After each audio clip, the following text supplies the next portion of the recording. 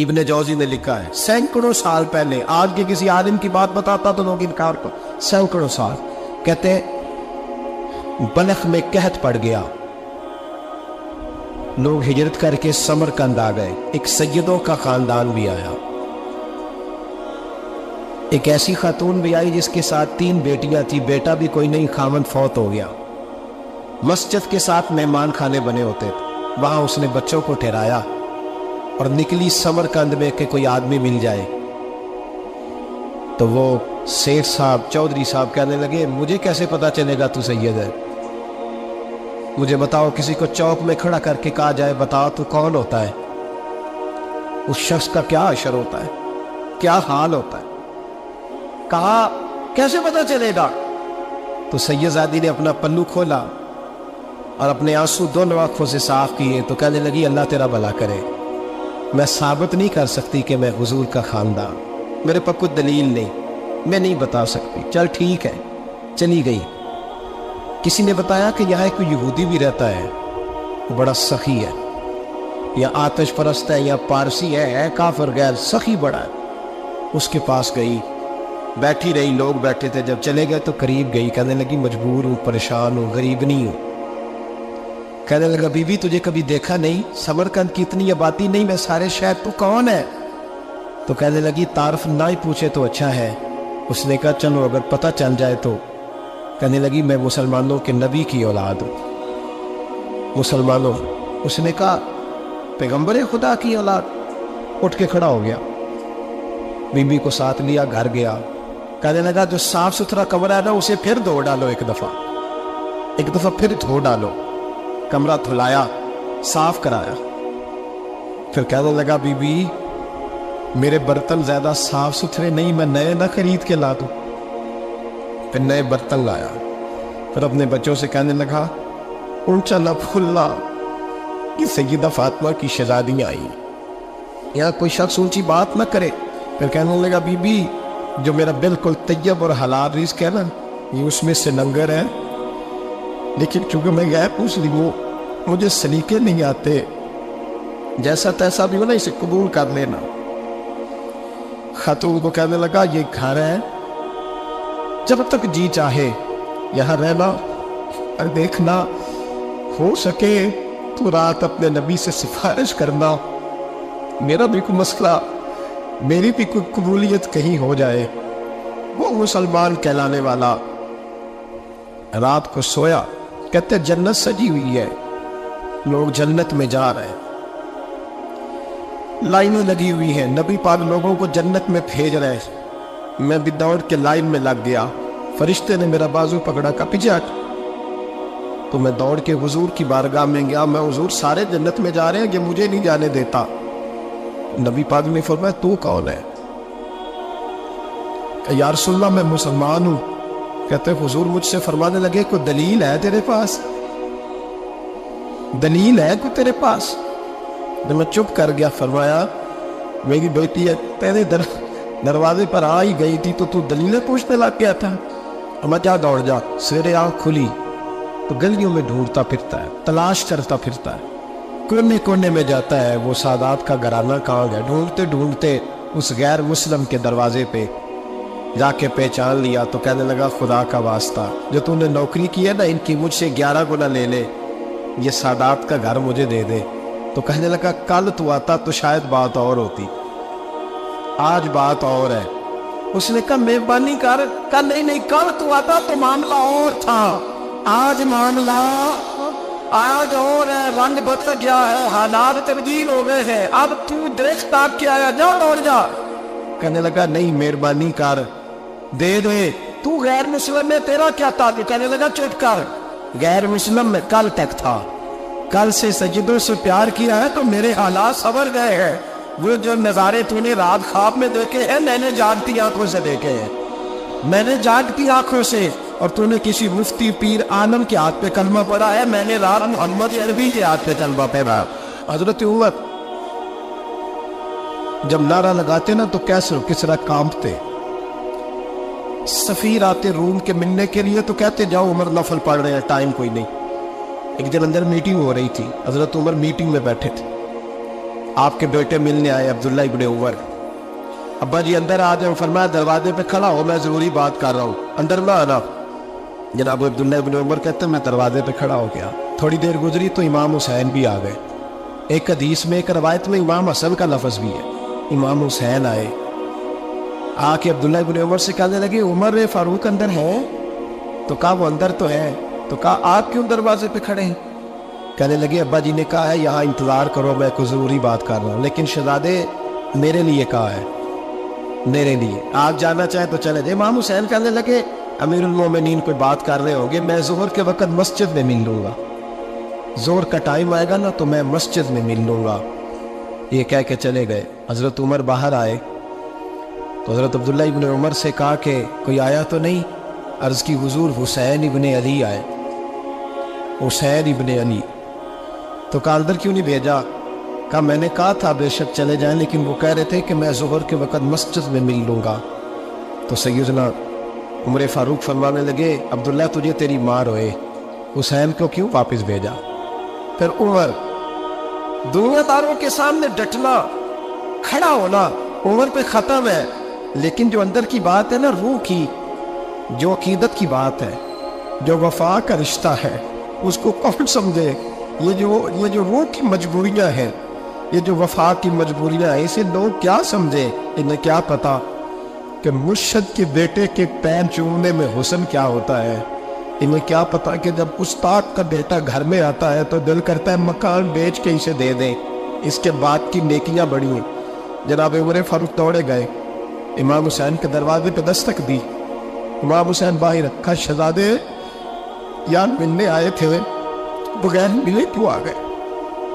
عرض کی کہ آپ مصروف تھے, آپ کے اپنے بیٹے بھی دروازے پہ کھڑے تھے, تو میں واپس آ گیا. امام حسین کہتے ہیں عمر جذبات میں آ گئے, سر سے پگڑی گر گئی. کہنے لگے حسین میرے بیٹے کا اور حسین کا کیا مقابلہ؟ کیا اس کی ماں کا نام فاطمہ الزہرا ہے؟ کیا اس کی نانی کا نام خدیجہ الکبریٰ ہے؟ کیا اس کے نانے کا نام محمد مصطفیٰ ہے؟ اور پھر سر سے پکڑی اتری تھی, اپنے بال زور سے پکڑ لیے. کہنے لگے حسین میں نا مکے میں اونٹ چرایا کرتا تھا اور ڈنڈوں سے مار کھاتا تھا اپنے باپ سے. یہ جو آج ساری دنیا میں عمر کے نعرے لگتے ہیں, یہ تیرے نانے کا صدقہ ہے. شہزادے میری وفا اور میری وفا میں جب تیرا دل کرے نا دوڑ کے آ جایا کر. عمر تو لو. ایک دن امام حسین نے آ کے نا جناب فاروق اعظم سے کہا, خطبہ دے رہے, بچوں کی تبھی شروع ہو, پتہ نہیں کیا بات آئی امام حسین کے دل میں. کہنے لگے عمر نیچے اترو, یہ میرے نانا کا ممبر ہے. تو حضرت سیدنا عمر سنو, کبھی میرا بھی بچہ آ جائے تو میں کہتا ہوں اس کو پکڑو یار, بچوں کو تو نہیں نا جو میں مطلب ذکر کیا جائے, اترنا میرے نانے کا ممبر ہے. جناب عمر اتر کے نیچے کھڑے ہو. تو کہا جا کے اپنے نانے کے ممبر پہ بیٹھ. تو حضرت عمر رو پڑے, کہنے لگے شہزادے میرے نانے کا ممبر ہی کوئی ہے ہی نہیں, یہ ممبر یہ مسلح یہ تیرے نانے کی شان ہے, میرے نانے کا کوئی ممبر نہیں, تیرے ہی نانے کا ممبر ہے. تھوڑی دیر کھڑے رہے تو امام حسین کہنے لگے اچھا کوئی نہیں آپ کے نانے کا ممبر کا لو. کہا چلو پھر میرے نانے کے ممبر پہ بیٹھ جاؤ, چلو خیر ہے, کوئی نہیں آپ کے نانے کا. کہا نہیں.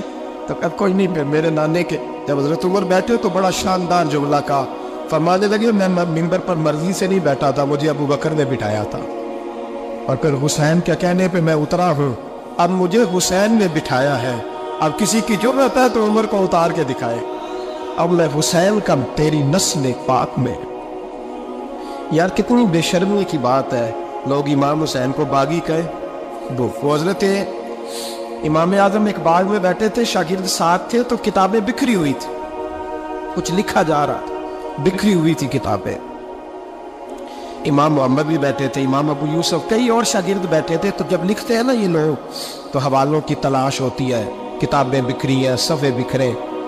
بچے گیند کے ساتھ کھیل رہے تھے, تو گیند اچانک باغ میں آئی, تو ایک چھوٹا سا بچہ گیند لینے آیا, تو امام اعظم اٹھ کے کھڑے ہو گئے.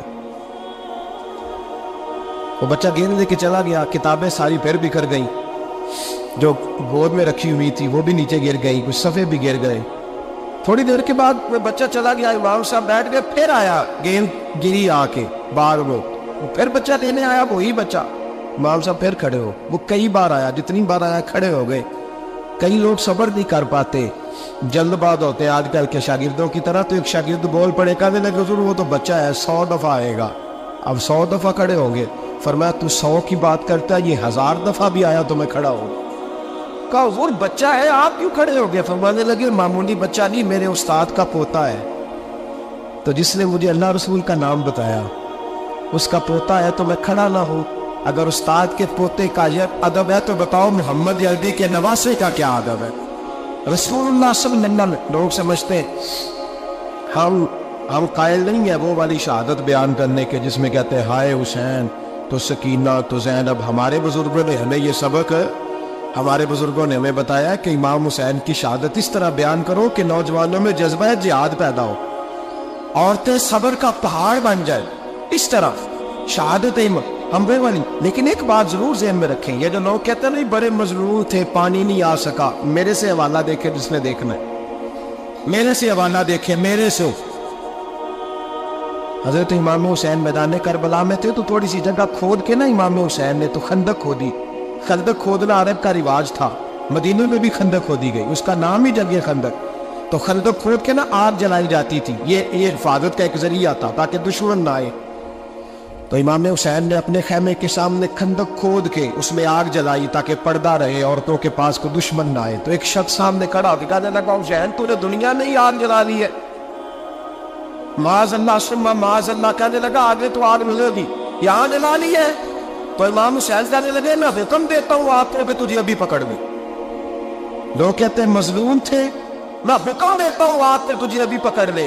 یہ لفظ امام حسین نے کہا، میں 3 کتابیں تو میری لائبریری میں ابھی ہیں جن میں حوالہ ہے، 3 کتب سے، اور آج کل پرسوں کی کتاب نہیں، سینکڑوں سال پرانی۔ جب کہا نا میں حکم دیتا ہوں تو وہ آدمی گھوڑے سے نیچے گرا، گھوڑے سے نیچے گرا، اور گھوڑے کی رکاب کے اندر اس کا پیر الجھا، گھوڑا ڈر کے اتنا دوڑا کہ جا کے اس آدمی کو آگ میں پھینک دیا۔ امام حسین کے سامنے جل کے مر گیا۔ یہ حسین ابن علی ہے، یہ ابھی حکم دیتے تو فرشتے ابھی آ جاتے، یہ ابھی بات کرتے تو ساری دنیا کی فوجیں ابھی اکٹھی ہو جاتی، یہ ابھی حکم دیتے تو ابھی آ جاتے۔ اور اگر جناب اسماعیل کے لیے توبہ آ سکتا ہے تو وہ تو حضرت ابراہیم کے بیٹے تھے، اور یہ پھر مصطفیٰ کی اولاد ہے، ان کے لیے کیا کچھ نہیں ہو سکتا۔ لیکن امام حسین نے پسند کیا تھا کربلا کے جہاد، اس کو پسند کیا تھا مولا علی نے، وہ اپنی پسند پہ تھے۔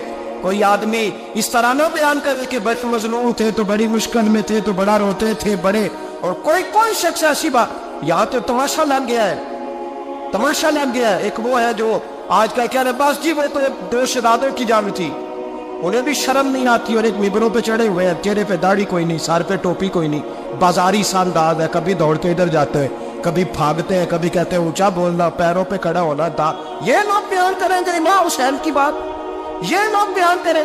بیویوں کے مسائل پڑھ رہا ہوں، بہت بیویاں ہوتی ہیں جو ہائے ہائے کرتی ہیں، باب نہ کرتی ہیں، یہ میرے نبی کا خاندان ہے، یہ میرے نبی کا خاندان ہے، نبی کا خاندان۔ میں حوالہ دکھاؤں گا، مجھ سے سنو حوالہ۔ حضرت سیدہ زینب نے سارے جنازے دیکھے، بھتیجوں کو، بھانجوں کو، سب کو شہید ہوتے دیکھا۔ عورتیں ڈرتی میت کو ہاتھ نہیں لگاتی، چیختی ہے بیبیاں، لیکن حضرت جناب زینب نے پتہ کیا دیکھا تھا؟ وہ سننا ذرا۔ امام حسین کی لاش مبارک کربلا میں پڑی تھی، اور امام حسین کا سر کاٹ کے نیزے پہ چڑھایا گیا تھا، اور وہ بیویوں کے سامنے خالی سر چل رہا تھا، اور سینکڑوں میل کا سفر کر کے دمشق کے بازاروں سے گزرتا ہوئے سر گیا۔ آج میں سر کی بات نہیں کرتا، سر کی، آپ مرد ہیں، جوان ہیں سارے، یہاں کسی کا کٹا ہوا ہاتھ پھینک دیا جائے نا، ہاتھ میں چیخے مار کے دوڑ جائیں گے، بلکہ ہاتھ تو دور رہا، کسی کی انگلی کاٹ کے یہاں پھینکی جائے تو لوگ چیخے مار کے مر دوڑ جائیں گے۔ لیکن کٹا ہوا سر دیکھا، لاشیں دیکھے، یزید کا دربار آیا، بی بی صاحبہ کو نا ایسے عورتوں نے اپنے حالے میں لیا ہے، سیدہ زینب وہاں بیٹھ گئی، تو جب بولا نا وہ یزید دربار میں، کہنے لگا کہ دیکھو اللہ نے عزت والوں کو عزت دی، معاذ اللہ ثم معاذ اللہ۔ اور میرے مخالفین کا کیا حشر ہوا جب اس نے دیکھے نا، ایک آدمی مجبور ہے، مقہور ہے، اتنا لمبا سفر ہے، غربت ہے، پیاس ہے، بیماری ہے، کیا انداز ہے جب اس عالم میں یزید کے دربار میں اس نے گستاخی کی امام حسین کی۔ یہاں لوگ کہتے ہیں کسی کو کچھ نہ کہیں کہ کیوں نہ کچھ کہیں، جو سیدنا امام حسین کے بارے میں بات کرے تو زبانیں کھینچے گے اس کی، جو صحابہ کے بارے میں بات کرتے تو ہم کرنے دیتے ہیں۔ یہ کیا بات ہوئی؟ گستاخی کرنا، بے ادبی کرنا، یہ کون سا دین ہے؟ یہ تو تم بے دینی پھیلا رہے ہو۔ سنو، جب اس نے بے ادبی کی تو سیدہ زینب چپ نہیں رہی، بلکہ حضرت زینب بولی اور کھڑی ہوئی، اور آپ نے تلاوت کی قرآن مجید کی اور آیتیں پڑھی، کہنے لگی وَتُعِزُّ مَن تَشَاءُ وَتُذِلُّ مَن تَشَاءُ بِیَدِکَ الْخَیرُ۔ اور آپ فرمانے لگی یزید تو کہتا ہے تیرے مخالفین پسپا تجھے عزت ملی، آپ فرمانے لگے یہ تیرا دفاع ہے نا، یہ تیرا سجا ہوا ہے نا، تیرا اس پر ڈنڈا چلتا ہے نا۔ فرمانے لگی چند سال ٹھہر جا، تیرے اوپر لوگ لعنتیں برسائیں گے، اور فرمایا جب جمعے پڑھے جائیں گے تو لوگ میرے حسین کے نام کے خطبے پڑھیں گے۔ فرمایا آج یہ تیرا دربار ہے نا۔ حضرت نعمان بن بشیر صحابی رسول تھے، وہ کہتے ہیں میرے قریب ایک نابینا صحابی بیٹھا تھا، سنو حوالہ میں دکھاؤں گا۔ کہنے لگے میرے قریب اس وقت یزید کے دربار میں ایک نابینا صحابی بیٹھے تھے، جب بی بی زینب نے یہ بات کی نا تو وہ نابینا صحابی میرا ہاتھ پکڑ کے کہنے لگے نعمان علی آ گیا ہے، یہ تو علی کی آواز ہے، علی آ گیا ہے۔ جبریل علی بول رہے ہو جیسے حکامت کے گوہت رول رہے ہو جیسے دربار دمشق میں وہ زینب کا خطاب منبر پہ علی بول رہے ہو جیسے، کہنے لگے اللہ یہ تو علی کی آواز ہے۔ جناب نعمان بن بشیر کہنے لگے نہیں، علی جب بولتے تھے تو بڑا رنگ ہوتا تھا، ابھی تو زینب کھل کے بول ہی نہیں رہی، ابھی تو زینب ستائی ہوئی ہے، ابھی تو زینب زخم کھا کے آئی ہے، ابھی تو زینب پیاسی ہے۔ کاش زینب تر و تازہ ہوتی اور زینب خطبہ پڑھتی تو علی کی طرح گرجدار آواز نکلتی، یزید کے مہر کانتے جبریل امین بول رہے ہو جیسے، حکمت کے جبل بول رہے ہو جیسے، دربار دمشق میں بی بی زینب کا خطاب منبر پہ علی بول رہے ہو جیسے۔ وہ مسکینوں کی طرح منتیں نہیں کر رہے تھے، ہائے پانی ان کا مزاج ہی نہیں تھا، بلکہ وہ دلیر لوگ تھے اور بر موقع بر محل بولتے تھے۔ یزید آیا دربار میں، جب یہ سارا قافلہ وہاں پہنچا تو یزید دربار میں آیا، اور جب وہ دربار میں آیا تو بادشاہوں کا طریقہ ہے، گاڑیاں اب ہمارے بادشاہوں نے روٹر والی گاڑیاں رکھی ہوئی ہیں، وہ یوں چلتی ہے، شور ہوتا ہے پیچھے۔ یہ اس زمانے میں کہا جاتا تھا با دبا ملازہ ہوشیار، پیچھے ہٹ جاؤ، نعرے لگنے لگے۔ تو یزید کا ایک ناخلف بیٹا امام زین العابدین سے کہنے لگا تیرا باپ کہاں ہے؟ دیکھ یہ میرے باپ دادا کے نعرے، دیکھ میرے باپ کے نعرے، تیرے کدھر ہے؟ ابھی یہ بات شروع اس نے کی تھی کہ دمشق کی جامع مسجد میں زور کی اذان ہو گئی، اور جب مؤذن نے کہا نا اشہد ان محمد رسول اللہ، تو امام زین العابدین اس کا ہاتھ پکڑ کے کہنے لگے یہ میرے نانا کے نعرے لگ رہے ہیں، اگر تیرا ہے تو بتا، یہ میرے نانا کے نعرے ہیں۔ اور فرمایا تیرے باپ کے 2-2.5 سال لگیں گے، میرے نانے کے قیامت کے بعد نہیں لگیں گے، میرے نانے کے نعرے قیامت کے یہ لگتے رہیں گے، لگ رہے ہیں اور لگتے تھے اور لگتے رہے۔ میرے بھائی یاد رکھو تیری ہمت، پہلی بات اسے پیار کرنا ہے، دوسرا ان کی ہمت، ان کا مقام دلیری کرنا ہے، ان کا کام ہمت کرنا ہے، ان کا کام ڈٹ جانا ہے، کمزوری دکھانا اہل بیت کا طریقہ ہوتی ہے۔ حضرت عباس کے بازوؤں میں درد ہوتے، جناب زینب پھر پریشان ہوتی ہے کہ ہم تو اس بے حیائی کے خلاف لڑے اور امت ابھی جو گرد کر رہی ہے، جو چوکوں میں کھڑا ہوتا ہے نا عورتوں کو تاڑتا ہے، وہ یزید کے طریقے پہ عمل کرتا ہے۔ یہ دلائل ہے، آپ سوچ لیں، اندازہ کر لیں کہ ہم نے کس جماعت میں کھڑے ہونا ہے، اس لیے گند سارا نکالیں۔ امام حسین کا ایک پیغام آج اپنانا بڑا ضروری ہے، امام حسین نے سر سجدے میں کٹایا اور قرآن کی تلاوت نیزے کی نوک پہ بھی جاری رہی ہے، اس لیے آج کم از کم 10 نفل امام حسین کی سنت سمجھ کے ضرور پڑھیں گے انشاءاللہ۔ جنہوں نے روزہ رکھا بڑا اچھا کیا ہے، چلو جو نہیں رکھ سکے پھر بھی نفلی ہے، کوئی فرض نہیں، کم از کم 3 دفعہ سورت یاسین کی تلاوت آج ضروری ہے امام حسین کے لیے. کریں گے انشاءاللہ تعالی. اگر وہ نیزے کی نوک پہ پڑھ سکتے ہیں تو آپ ان کی خاطر بھی تو پڑھ ہی سکتے ہیں نا. بہت ضروری کام آج نفل پڑھنا ہے، اور بہت ضروری کام آج قرآن پاک کی تلاوت کرنا. کریں گے انشاءاللہ تعالی.